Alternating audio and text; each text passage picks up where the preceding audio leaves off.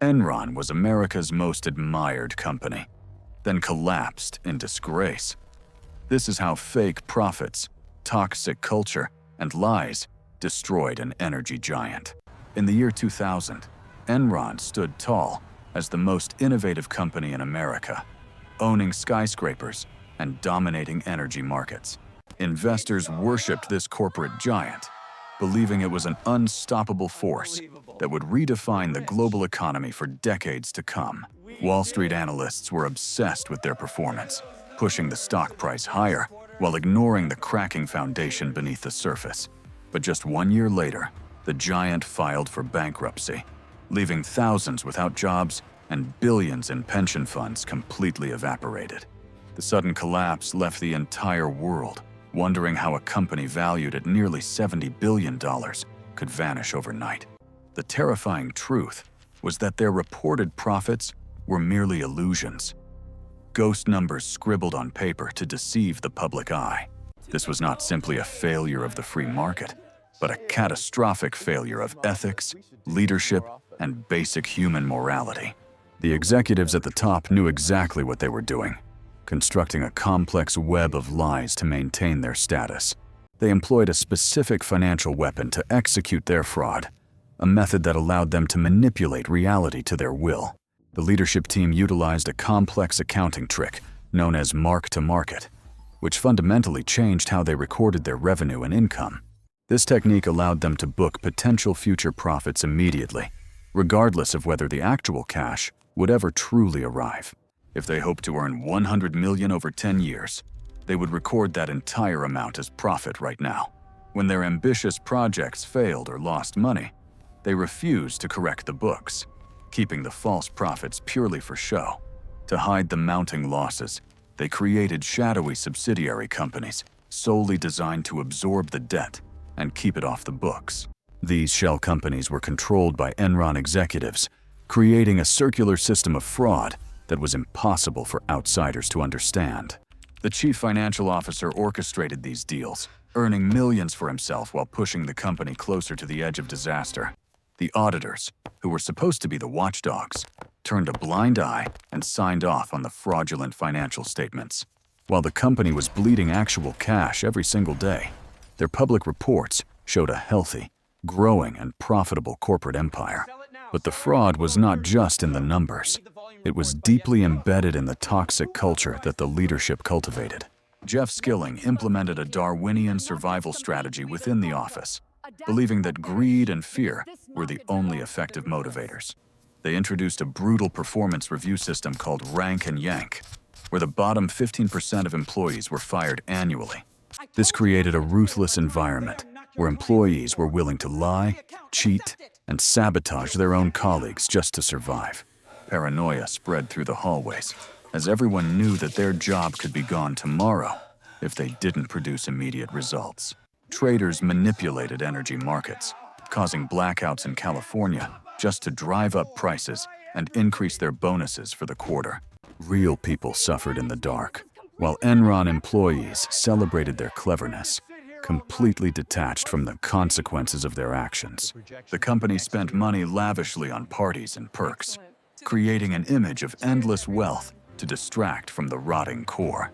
Compassion was seen as a weakness, and those who questioned the ethics of the company were quickly silenced or removed. They were walking a tightrope of deception, believing they were smarter than everyone else and could never fall from their heights. The house of cards began to shake when journalist Bethany McLean asked a simple yet devastating question. How does Enron make money? When pressed for answers, the executives became defensive and insulted anyone who dared to doubt their complex business model.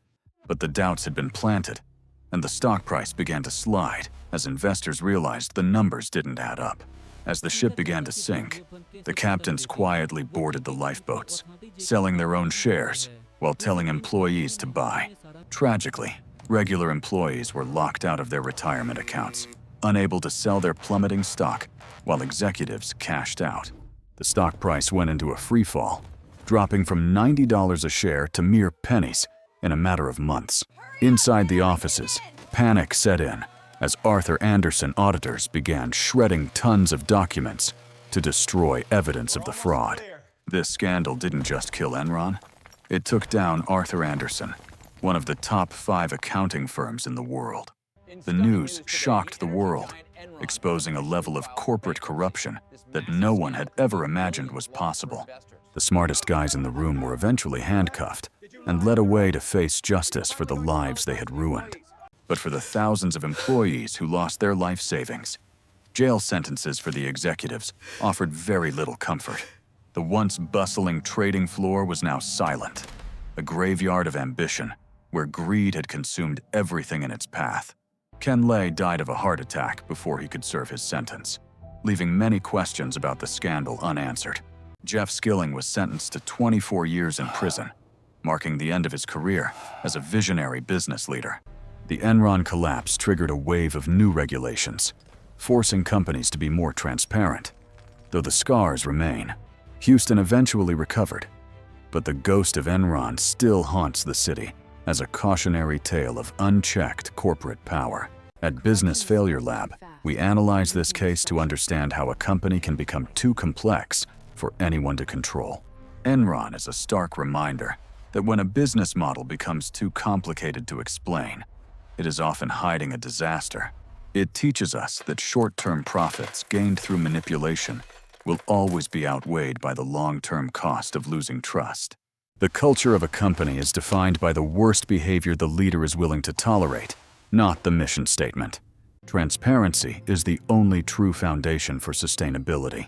Without it, any success is merely a temporary illusion waiting to break.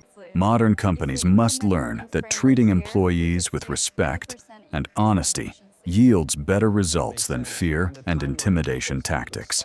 We must study these failures not to mock them, but to ensure that we do not repeat the same catastrophic mistakes. In the end, integrity is the most valuable asset a company possesses, and once it is lost, it is gone forever. When you build an empire on a foundation of lies, the gravity of the truth will eventually pull it all down. The smartest guys in the room forgot that intelligence without character is a dangerous weapon that eventually destroys its wielder. Enron remains a closed chapter in history, but its lessons are open for every new generation of entrepreneurs to read.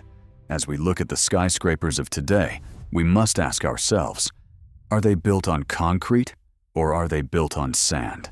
We must remain vigilant, asking the hard questions and demanding answers, just like the journalists who exposed the Enron fraud.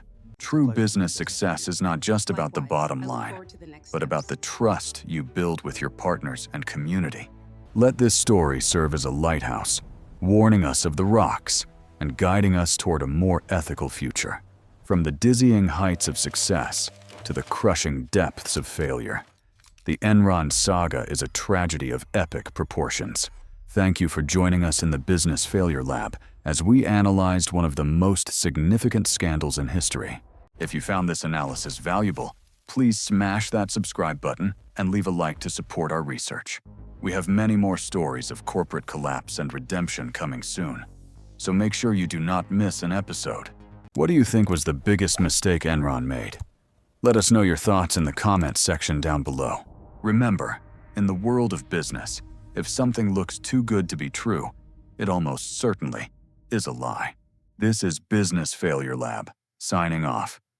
Stay curious, stay skeptical, and always look deeper than the surface. Goodbye.